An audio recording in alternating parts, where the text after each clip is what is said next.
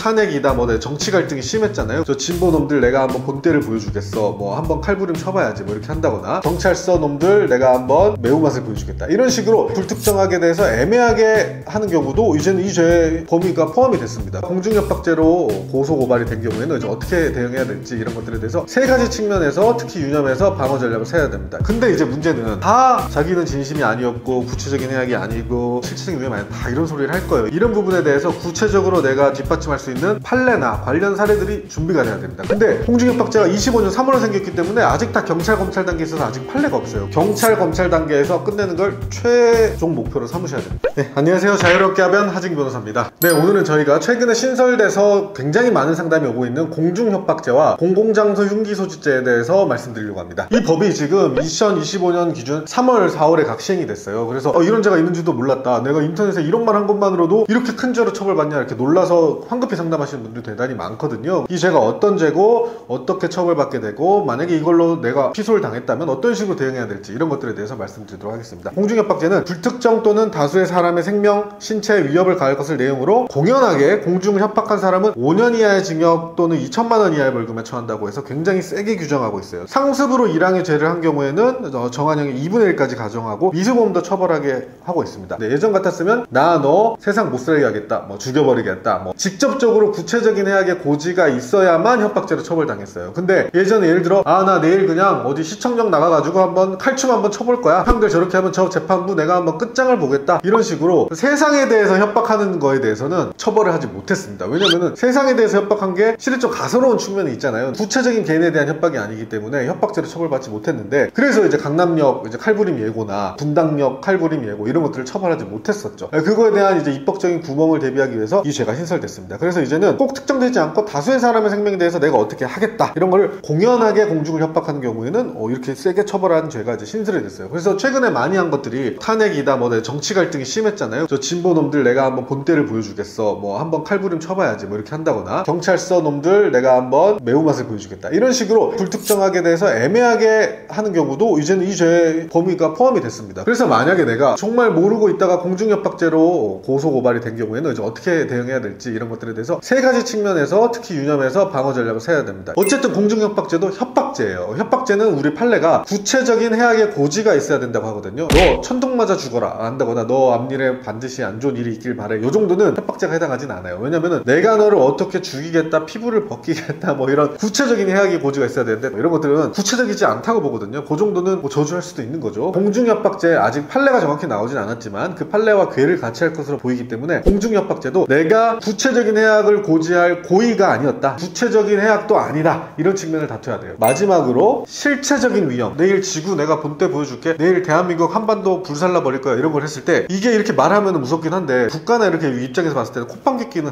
뭐 네가 뭐 개인인데 어떻게 할 수 있겠어, 이렇게 생각할 아주 가스로운 일일 수도 있잖아요. 구체적이거나 실체적인 위험이 발생하지 않았다, 요 세 가지 측면을 주장할 수가 있어요. 그리고 마지막으로 100이면 100다 이런 말씀을 하겠지만 내 진심은 아니었다, 이게 말한 게 내가 순간 화가 나서 말한 것일 뿐 이게 내 진심으로서 이게 드러난 건 아니었다. 근데 이제 문제는 다 자기는 진심이 아니었고 구체적인 해악이 아니고 실체적인 위험이 아니다, 다 이런 소리를 할 거예요. 이런 부분에 대해서 구체적으로 내가 뒷받침할 수 있는 판례나 관련 사례들이 준비가 돼야 됩니다. 근데 공중협박죄가 25년 3월에 생겼기 때문에 아직 다 경찰 검찰 단계에 있어서 아직 판례가 없어요. 협박죄, 특수협박죄, 아니면은 예전에 다뤘던 살인 예비음모죄 관련된 관련 이제 판례들을 가지고 예전에 이런 판례들을 보니까 이거는 구체적인 협박으로 보지 않았습니다, 이런 것들로 주장을 해서 경찰 검찰 단계에서 끝내는 걸 최종 목표로 삼으셔야 됩니다. 경찰 검찰 단계는 기소유예를 한다거나 불송치를 한다거나 이럴 수 있지만 재판 가면은 그거 공권력에 대한 도전으로 봐? 라고 하기 때문에 판사 입장에서는 이거를 굉장히 엄히 때리는 경우가 많기 때문에 재판부로 넘어가지 않도록 해야 된다. 근데 이거보다 지금 더 따끈따끈한 게 이제 2025년 4월에 시행된 공공장소 흉기소지죄가 있습니다. 이건 형법 116조의 3에 따라서 정당한 이유 없이 도로, 공원 등 불특정 또는 다수의 사람이 이용하거나 통행할 수 있는 공공장소에서 사람의 생명 또는 신체에 위협을 가할 수 있는 흉기를 소지하고, 소지만 갖고는 이제 우리가 알 수 없죠. 소지하고 이를 드러내어서 공중에게 불안감 또는 공포심을 일으킨 사람은 3년 이하 징역 또는 1천만 원 이하 처한다라고 해서, 이게 내가 흉기를 소지하고 휘두르거나 위험하는 곳까지 가지 않더라도 이런 공중에서 내가 이걸 그냥 보여줌으로써 바로 성립하는 거예요. 뭐 집회할 때 쓱 이제 뭐 내 가방을 열어서 이렇게 칼을 살짝 보여준다거나, 아니면은 뭐 모의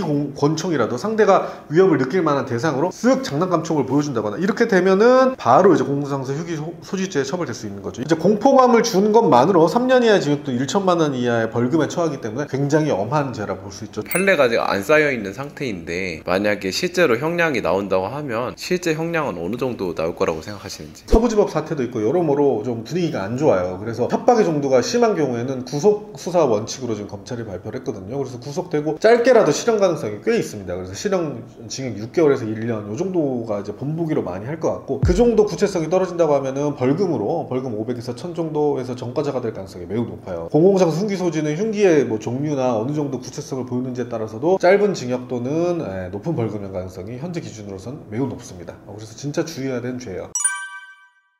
만약에 내가 공중협박죄로 피소당하거나 공공장소 흉기소지죄로 이제 문제가 생겼다면 이 부분도 내가 말씀드렸다시피 이제 고의가 아니었고 또 이제 구체적으로 그할 의도가 아니었고 또 실체적 위험이 아니었다, 이런 것들을 법리적으로 준비해야 되기 때문에 미리 좀 준비하셔서 조사 때부터 이렇게 잘 대응하셔야지 구속 등 이런 우려가 있기 때문에 초반부터 좀 변호사의 도움을 받아서, 아니면은 만약에 내가 경제적으로 어렵다고 하면 이런 부분들을 강조하셔가지고 슬기롭게 대처해 나가시길 바라겠습니다. 네, 감사합니다.